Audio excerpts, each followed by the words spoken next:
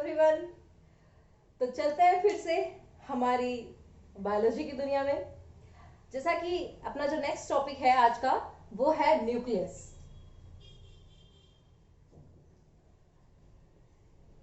जैसे इस पूरी सृष्टि के रचयिता या सृष्टि के सूत्रधार या कर्णधार ब्रह्मा जी को कहा जाता है, वैसे ही जो सेल है उसके सेंटर में जो विराजमान है उन्हें न्यूक्लियस कहा जाता है। It's little bit funny because class start करने से पहले मैं आपको थोड़ा रिफ्रेश करना चाहती हूँ। जैसा कि लॉकडाउन चल रहा है तो सबके माइंड में एकदम क्या होगा कैसे होगा सब कुछ चल रहा है, तो उसी बीच में अपन एक नई दुनिया में चलते हैं जहां कुछ देर अपन दोनों बैठेंगे। अब देखिए, ये जो न्यूक्लियस है सबसे पहले इसकी डिस्कवरी की बात करते हैं। इसकी डिस्कवरी जो की थी वो डिस्कवरी किसने की थी? रॉबर्ट ब्राउन ने। किसने की थी? ब्राउन ने। और किसमें की थी? Epidermis of orchid.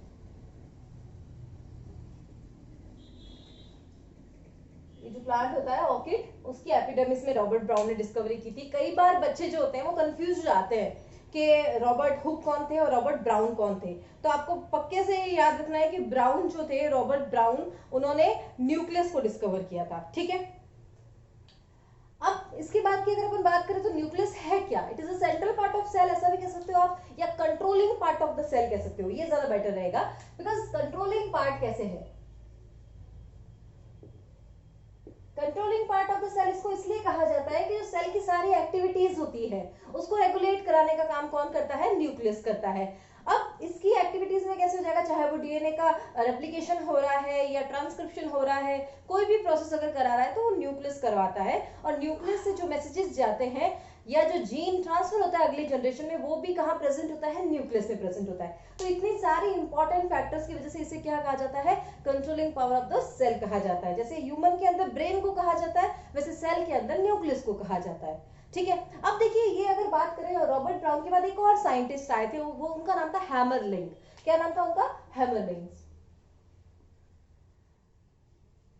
इन्होंने कहा था कि जो हेरिडिटी यूनिट होती है, store house of heredity unit, heredity unit कौन सी जाएगी? क्रोमोसोम या डीएनए? ये जो है हैमरलिंग ने कहा था कि store house of heredity material कौन सा है? हेरिडिटी, इस पूरे को उन्होंने क्या कहा? ये भाई हमारा न्यूक्लियस है, यानी nucleus is the heredity, nucleus is the house of heredity material. ये स्टेटमेंट हैमरलिंग्स ने दिया था। तो ये सारी बात हमको जब पता चलती है तो हम काफी हद तक ये जानते हैं कि न्यूक्लियस के अंदर क्या पावर है, अगली जनरेशन के अंदर जो कैरेक्टरिस्टिक्स है उसको ट्रांसफर करने का पावर है। तो न्यूक्लियस सेंटर हो गया, मतलब इंपॉर्टेंट रोल प्ले कर दिया इसने सेल के अंदर। उसके बाद अगर अपन बात करें कि जो सेल का जो नंबर होता है वो काफी वेरी होता है, कहीं पर एक होगा, कहीं पे दो होंगे, कहीं पे ज्यादा हो जाएंगे। तो उसके बिहाफ पे न्यूक्लियस को डिवाइड किया जाता है। यानी नंबर ऑफ सेल के बिहाफ पे अगर न्यूक्लियस को डिवाइड करें, नंबर ऑफ न्यूक्लियस, यानी एक सेल के अंदर कितने न्यूक्लियस है उसके बिहाफ पर अगर न्यूक्लियस को अपन डिवाइड करें या सेल्स को अपन डिवाइड करें, तो अपन देखते हैं अगर जहां पर एक अकेला है, यानी सिर्फ हम ही थे सनम, तो वहां पे क्या कहलाएंगे? Uninucleated. और अगर मान लीजिए दो है तो इन्हें कहेंगे बाई न्यूक्लिएटेड। और अगर दो से ज्यादा है यानी मल्टीपल है तो उन्हें एक और नाम दिया जाता है, या तो उन्हें मल्टी न्यूक्लिएटेड कहेंगे या उन्हें पॉली न्यूक्लिएटेड कहेंगे। तो अपन यहां लिख सकते हैं मल्टी या फिर पॉली न्यूक्लिएटेड। ठीक है। यानी जहां पर नंबर कितना होता है? एक होता है, यूनिफॉर्म है, मतलब सिंगल बन है, तो वो मोस्ट ऑफ द सेल जो होती है वो सारी यूनिन्यूक्लिएटेड ही होती है। तो उसका कोई पर्टिकुलर एग्जांपल मैं आपको नहीं बताऊंगी, लेकिन जहां पर दो न्यूक्लियस है उसके एग्जांपल डेफिनेटली मैं आपको बताऊंगी। एक तो हो जाएगा हमारा पैरामीशियम। क्या हो जाएगा? पैरामीशियम, जिसमें दो न्यूक्लियस होते हैं, एक होता है मैक्रो, एक होता है माइक्रो। उसके बाद अगर अपन बात करें कार्टिलेजेस की, कार्टिलेजेस की या लिवर सेल की, तो वहां पर भी क्या होता है? कार्टिलेजेस और लिवर सेल में भी क्या होता है? न्यूक्लियस का नंबर 2 होता है। तो यहां तक तो आपको क्लियर हो गया होगा, यानी जहां पर एक ही न्यूक्लियस है उसे क्या कहेंगे, यूनिन्यूक्लिएटेड। जहां पर दो न्यूक्लियस है उसे बोलेंगे बाई न्यूक्लिएटेड। तो बाई न्यूक्लिएटेड में कौन आ जाएगा, एक तो हमारा पैरामीशियम और बाकी कार्टिलेजेस एंड लिवर सेल, ये इसके एग्जाम्पल हो जाएंगे। और जहां पर न्यूक्लियस का जो नंबर है वो ज्यादा होता है, मल्टी न्यूक्लिएटेड अगर वो हो जाता है, तो मल्टी न्यूक्लिएटेड में भी कंडीशंस कैसे हो सकती है, या तो वो उनका नंबर नियर अबाउट 3 to 100 इतना तक हो सकता है, मतलब या 3 4 5 6 7 मतलब 100 तक उनका नंबर हो सकता है। और उसमें एक और स्पेशलिटी है कि अगर वो नंबर ऑफ न्यूक्लियस प्लांट्स में है या एनिमल्स में है, उसके बिहाफ पर भी उसको दो कैटेगरी में डिवाइड किया होता है। एक होता है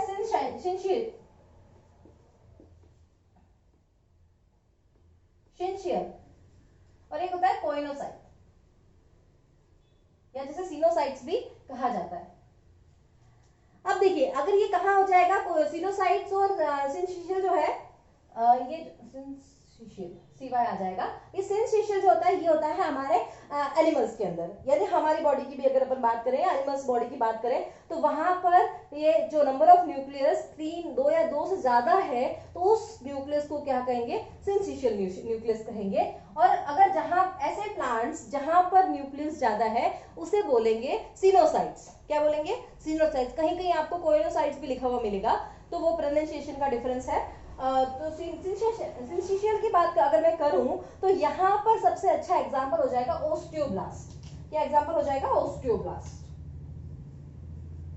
ओस्टियोब्लास्ट या हमारे मसल्स फाइबर की बात करूं, कौन सा muscle fibre, striated muscle fibre, तो वहां पर भी क्या होता है, स्ट्रिएटेड मसल्स फाइबर, तो वहां पर भी क्या होता है, नंबर ऑफ न्यूक्लियस जो होता है मोर देन 2 होता है।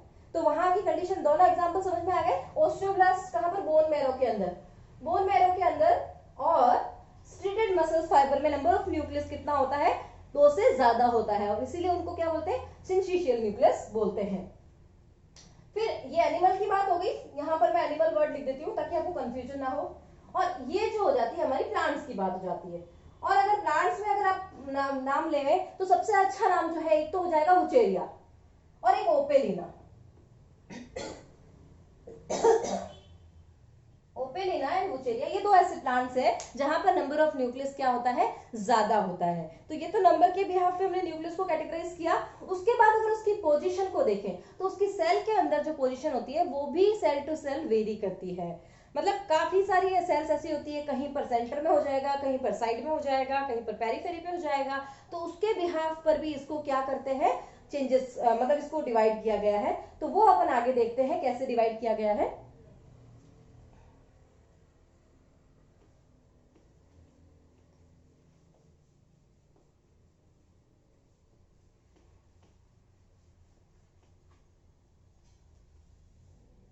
देखिए मान लीजिए ये जो है पोजीशन है न्यूक्लियस की, उसके बिहाफ पे अपन इसको डिवाइड करते हैं। तो इसमें आपको पहला जो है, इसमें आपको कुछ वर्ड्स याद रखने पड़ेंगे, वो उससे आपको काफी अच्छा हो जाएगा। जैसे आप ABCD बोलते हो तो बी के बाद क्या आता है, सी आता है, ठीक है। ये दो तो वर्ड आपको याद रह गए। फिर आपको 2 वर्ड और याद करने हैं, एक करना है ई और एक करना है पी।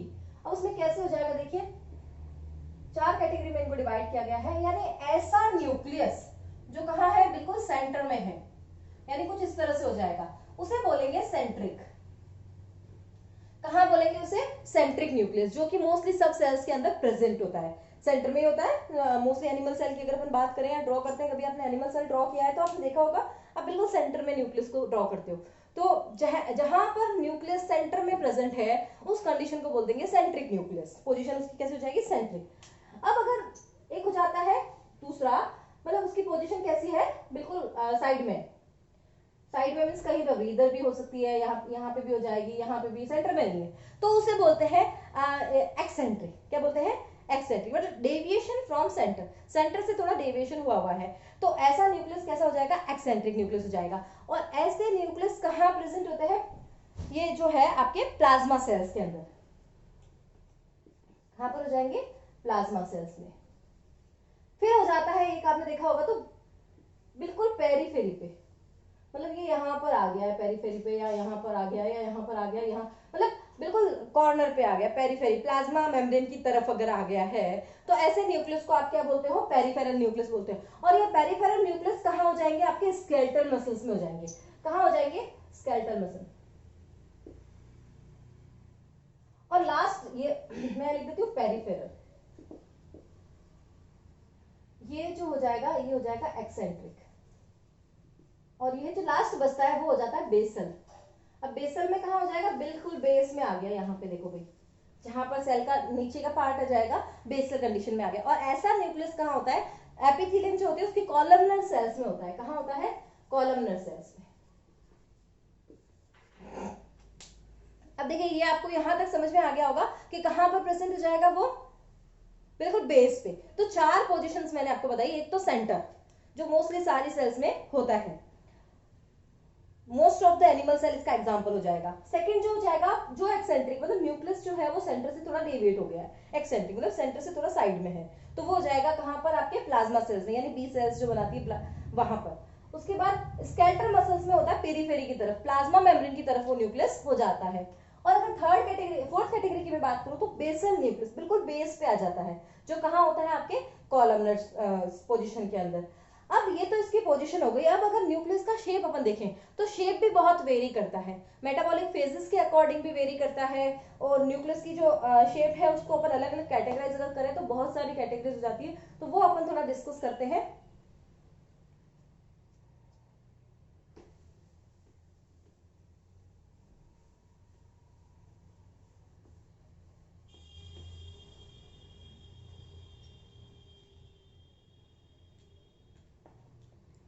अगर मैं सबसे फर्स्ट शेप की बात करूं तो एक हो जाएगा ओवल। ठीक है, ओवल शेप जो है वो कहां पर हो जाएगा, स्मूथ मसल्स में। कहां हो जाएगा, स्मूथ मसल्स में। फिर सेकेंड अगर बात करें अपन स्फेरिकल, बिल्कुल सर्कुलर की, जो कि मोस्टली होता है हर सेल में। फिर अगर अपन बात करें, एक होता है हॉर्स शू शेप, मतलब घोड़े की नाल के जैसा, यानी हॉर्स शू शेप न्यूक्लियस जो होता है ये कुछ इस तरह से हो जाता है। ये जो हॉर्स शू शेप न्यूक्लियस है ये कहां पे होगा, वर्टिसेला के अंदर होगा। कहां होगा, वर्टिसेला प्लांट, मैंने अभी आपको बताया ना, देखो वर्टिसेला के अंदर जो न्यूक्लियस होता है वो कैसा होता है, हॉर्स शू शेप होता है। उसके बाद अगर कुछ और न्यूक्लियस की बात करें, इलोंगेटेड न्यूक्लियस की, तो वो होते हैं मसल्स के अंदर, लंबे वाले, इलोंगेटेड कहां हो जाएंगे, मसल्स, हमारी मसल्स के अंदर हो जाएंगे। अब ये देखो 4 शेप। उसके बाद एक और शेप होता है डिस्कॉइडल। डिस्कॉइडल की बात करें, डिस्क शेप का डिस्कॉइडल, ये हमारे स्क्वेमोस एपिथेलियम में हो जाता है। स्क्वेमोस एपिथेलियम, बॉडी की जो लेयरिंग होती है यहाँ पर, स्क्वेमोस एपिथेलियम जो होती है वहां पर ये हो जाता है। उसके बाद अगर अपन बात करें तो इसमें लोब्स भी अलग अलग होते हैं कि कितने लोब उसके अंदर प्रेजेंट होंगे, उसके बिहाफ पर भी उसको कैटेगराइज किया गया है। अब देखिए फॉर एग्जांपल अगर उसमें 2 लोब है, कुछ इस तरह से है वो, तो उसे कहेंगे बाइलोब। और बाइलोब याद करने का सबसे अच्छा तरीका मैं बताती हूँ आपको, बाइलोब, बी के पहले क्या आता है, ए आता है, तो बाइलोब न्यूक्लियस जो होता है वो होता है एसिडोफिल में, एसिडोफिल के अंदर। अब ट्राई हो जाएगा, तो ट्रायलोड में आपको और याद रखना है, ट्रायलोड में कैसे याद रखना है, टीबी हो गई है बंदे को, तो इसमें आप याद रखो बेसोफिल के अंदर। कहाँ हो जाएंगे, बेसोफिल। ये सारे हमारे लिम्फोसाइट सेल्स है जहां की मैं बात कर रही हूँ, यानी एसिडोफिल में बाइलोब न्यूक्लियस हो गया, ट्राइलोब किसमें हो जाएगा, बेसोफिल में हो जाएगा। और नेक्स्ट जो बचती है जैसे मल्टीलोब है, काफी सारे लोब है, कुछ पता ही नहीं कितने हैं, ज्यादा हो सकते हैं, मीन 7 8 मीन, तो वो जो हो जाएगा वो मल्टीलोब जो हो जाएगा, मल्टीलोब जो हो जाएगा वो हमारा हो जाता है न्यूट्रोफिल्स में। और इसको भी याद रखने का इसी तरीका, एम के बाद क्या आता है, एन आता है, तो याद रहेगा मल्टीलोब कहाँ पे हो जाएंगे, न्यूट्रोफिल में हो जाएंगे। तो ये तो हो जाती है लोब की बात। अब और कुछ और स्ट्रक्चर की इरेगुलरिटी की बात करते हैं, तो स्पर्मेटोजोन्स जो होते हैं उसका न्यूक्लियस काफी इरेगुलर होता है। किसका, स्पर्मेटोजोआ का।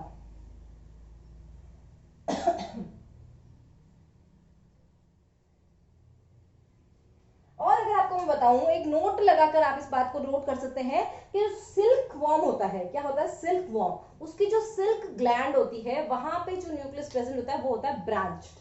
कैसा होता है, सिल्क वॉर्म की, सिल्क वॉर्म की सिल्क ग्लैंड में अगर वहां के न्यूक्लियस की अपन बात करें तो वो कैसा हो जाएगा, ब्रांच हो जाएगा।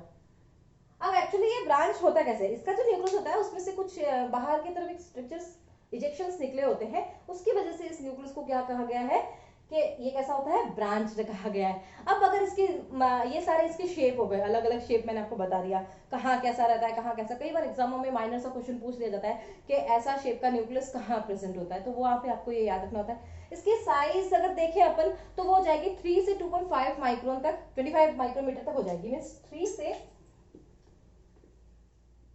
25 माइक्रोमीटर तक हो जाती है। और इसका शेप जो होता है वो भी, मतलब मैंने आपको अलग अलग बताया है।